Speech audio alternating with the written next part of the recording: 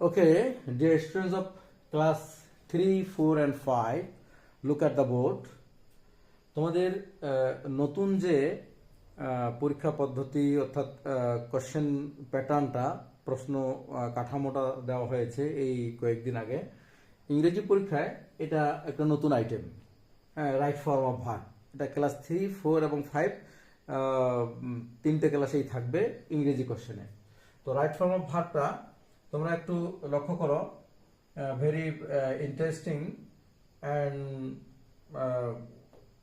এটা মানে জানা দরকার, খুবই দরকার। রাইট ফর্ম অফ ভার্ব অর্থাৎ ভার্বের রাইট ফর্মটা, ভার্বের সঠিক ফর্মটা, সঠিক রূপটা আমরা ব্যবহার করব। আমি এখানে কয়েকটা সেন্টেন্স লিখেছি, প্রত্যেকটা সেন্টেন্সের ভার্ব হচ্ছে সুইম। প্রত্যেকটা যে তোমরা লক্ষ্য করো, সুইম ভার্বটা ব্যবহার করতে হবে। তোমরা 3, 4, 5-এ যারা আসো, এই 7টা সেন্টেন্স তোমরা যদি পারো, তাহলে আমি মনে করব যে তোমাদের 70 to 80% প্রবলেম সলভ হয়ে যাবে এই রাইট ফর্ম অফ ভার্বের। তোমরা একটু ট্রাই করো নিজেরাই, আমি হেল্প করছি। ওকে, নাম্বার 1 দেখো, he dash in the river everyday. He dash in the river everyday, কুলু হচ্ছে সুইম। তোমরা যদি আমার গত লাইভটা দেখে থাকো, রাইট ফর্ম ভার্বের উপর অনেকগুলো সেন্টেন্স, 50টা সেন্টেন্স ওখানে সলভ করা হয়েছে। হ্যাঁ, এটাতে ওটা দেখলে তোমরা এটা সবগুলোই পারবে আর কি। He dash in the river everyday, যখন কোনো সেন্টেন্সে এভরিডে, তারপরে ডেইলি, গ্র্যাজুয়ালি, হ্যাঁ, এই ধরনের অকেশনালি, এই ধরনের শব্দগুলো থাকে, এই ধরনের অ্যাডভার্বগুলো থাকে, তখন সেন্টেন্সটা সিম্পল প্রেজেন্ট হয়। ঠিক আছে, সিম্পল প্রেজেন্ট মানে সাবজেক্টের পরে মূল ভার্ব। তাহলে এখানে আমরা কি লিখবো? হি সুইম লিখলাম। এবার দেখো, সাবজেক্টে হি বা শি থাকলে ভার্বটার সঙ্গে আমরা একটা এস লাগাই দেব। He swims in the river everyday. Okay, number 2, they are dash in the river. এখানেও কুলি হচ্ছে কি? Swim. They are dash in the river. তোমরা জানো শূন্যস্থানের আগে এই যে বি ভার্বগুলো থাকে, যদি কি এগুলো am, is, are, was, were, এগুলো যখন থাকবে তখন ভার্বটার সঙ্গে আইএনজি হবে। তাহলে কি হবে? দে আর সুইমিং, SWI, সুইমের সঙ্গে আইএনজি লাগালে দুইটা এম হবে।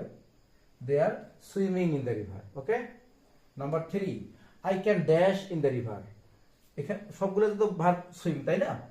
আই ক্যান, এখানে যে ক্যানটা কি ভার্ব বলো তো? ক্যানটা হচ্ছে মডাল ভার্ব, তাই না?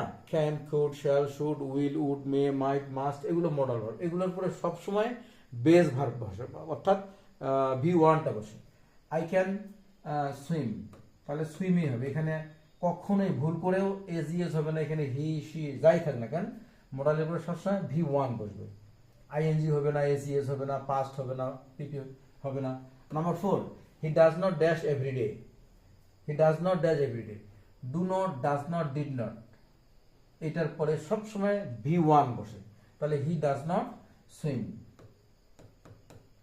Everyday. Okay, number 5, we have dash in the river. আচ্ছা, হ্যাভ ভার্ব, তাই না? হ্যাভ ভার্বগুলো কি কি? Have, has, had, shall have, will have, এগুলোর পরে সবসময় ভার্বের থার্ড ফর্মটা বসে, অর্থাৎ V3, past participle form. সুইমের past participle form কি? SWUM, swum. ঠিক আছে, we have swum in the river. Number 6, he dash in the river yesterday. আচ্ছা, সুইম, সুইমের পাস্ট ফর্ম হবে ইয়েস্টারডে, যেহেতু আছে ইয়েস্টারডে থাকলে V2টা হবে। সুইমের পাস্ট ফর্ম কি? SWAM, swam. এটার উচ্চারণটা swam. He swam in the river yesterday. আচ্ছা, number 7, they did not dash in the river.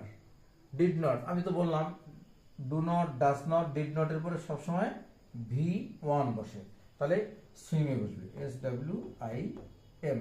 তোমরা এখন এই ধরনের সেন্টেন্সগুলোকে ঠিক এই সিচুয়েশনগুলো এনে অন্য ভার্বগুলো ইউজ করবা। ঠিক আছে, তাহলে বোঝা যাবে যে তোমরা পারতেছো কিনা। ওকে, প্র্যাকটিস। আল্লাহ হাফেজ।